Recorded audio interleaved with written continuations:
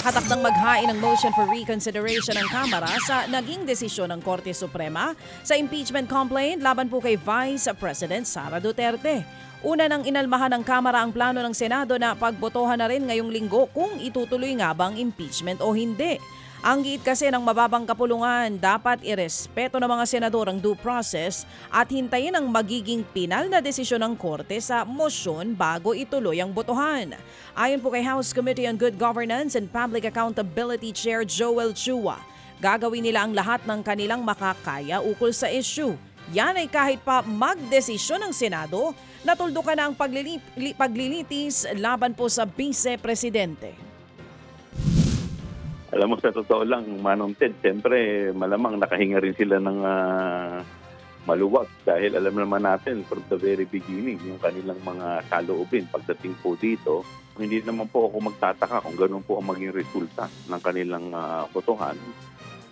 Basta't kami po sa panig po namin, gagawin lang po namin yung talagang magagawa po namin para lahat po ng mga legal remedies i-exhaust po namin. Yan nga po ang tinig ni House Good Governance and Public Accountability Chair Joel Chua. Sa ibang balita, isinusulong naman ng ilang mambabatas na ipaubaya na lamang sa Commission on Audit o COA ang pag-iimbestiga sa posibleng maanomalya o mga anomalya sa flood control projects. Matatanda ang ipinag-utos ng Pangulong Bongbong Marcos Jr. sa DPWH ang pag-iimbestiga sa lahat po ng flood control projects. Pero tingin ng ACT Teachers at Kabataan Party List, hindi dapat DPWH ang mag-imbestiga dahil naniniwala silang sangkot din ang ahensya sa katiwalian sa nasabing mga proyekto.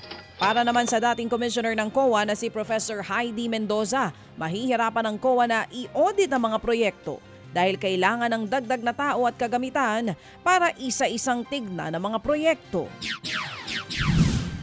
In terms of yung tinatawag nating technical na gamit ng ating inspector, kulang tayo doon, ano?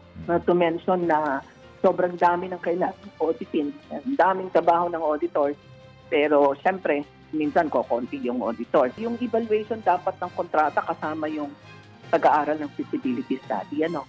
Ang tanong natin ay, minsan aaminin natin na hindi lahat ng kinds of expertise ay naandun sa ating mga auditor.